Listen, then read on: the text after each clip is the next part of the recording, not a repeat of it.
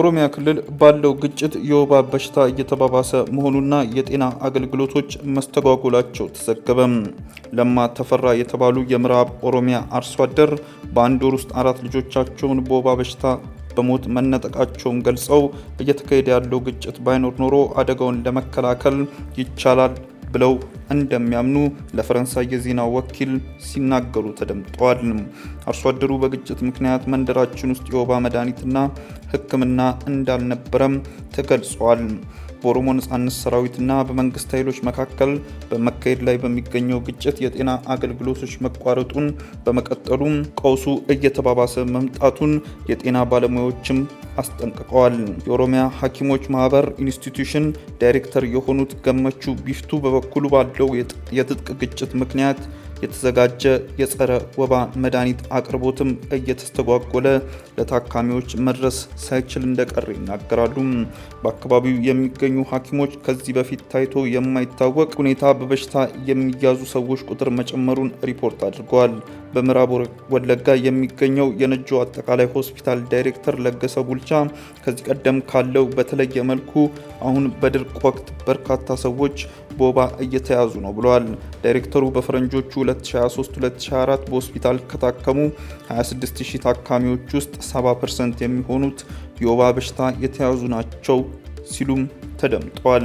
በተጨማሪም የአየር ንብረት ለውጥ በሽታ ወደ አዲስ አካባቢዎች እንዲሰራጭም ሁኔታዎችን በመፍጠር ቀውሱን እያባባሰው ነው ሲሉም ተናግረዋል። በፈንታሌ ወረዳ ከ3 ወራት በላይ ባስቆጠረ የድርቅ አደጋ ሳቢያ የከረዩ ማህበረሰብ ለከባድ ችግር መዳረጉ ተገለጸ።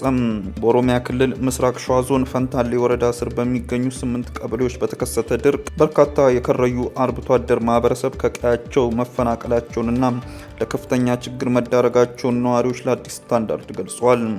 አዲስ ስታንዳርድ ያነጋገራቸው ነዋሪዎች እንደገለጹት ድርቁ በሆሮ ቃርሳና በዙሪያው ባሉ አካባቢዎች ቀበሌዎች ከ3 ወር በፊት መከሰቱንና ነዋሪዎች ለከብቶቻቸው ሳርና ውሃ ፍለጋ ከቀያቸው መሰደዳቸውን የተናገሩት የወረዳው ነዋሪ የሆኑት አቶ ቁምቢን ድርቁ በከረዩ ማህበረሰብ ላይ እያደረሰ ያለው ጉዳት ከቅርብ ወራት ወዲህ እጅግ ተባብሷል ሲሉ ገልጸዋል። በውሃና ጭድ እጥረት ምክንያት ለበርካታ ከብቶች እየሞቱ መሆናቸውን በመጥቀስም ከመንግስት በኩል ምንም አይነት እርዳታ አለመኖሩም ችግሩን አባብሶታል ይላሉ።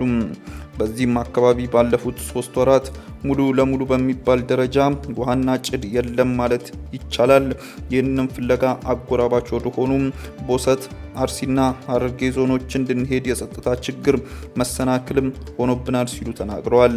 አክለውም በ1994 ዓ.ም የተመሳሳይ የድርቅ አደጋ በአካባቢው ተከስቶ እንደነበር አውስተው በወቅቱ እንደ የተባበሩት መንግስታት ድርጅት፣ ዩናይትድ ኔሽን እና ኬር ኢትዮጵያ ያሉ የተለያዩ አካላት ከሱሉልታ ከተማ ደረቅ ሳር በማምጣት ህዝቡን መርዳታቸውን ገልጿል። አሁን ምንም አይነት እርዳታ እየተደረገልን አይደለም። በከብቶች፣ ግመሎች፣ ፍየሎችና በጎች ላይም ከፍተኛ ጉዳት እየደረሰ ነው። በጸጥታ ችግር ምክንያት ለከብቶቻችን ምግብ ፍለጋ ወደ ሌላ ቦታ መሄድ አልቻልንም። አሁን ባለው የአየር ንብረት ሳቢያ ሰዎች እንደ ወባ ላሉ በሽታዎችም ተጋልጧል በማለት የገጠማቸውን ችግር አስረድቷል።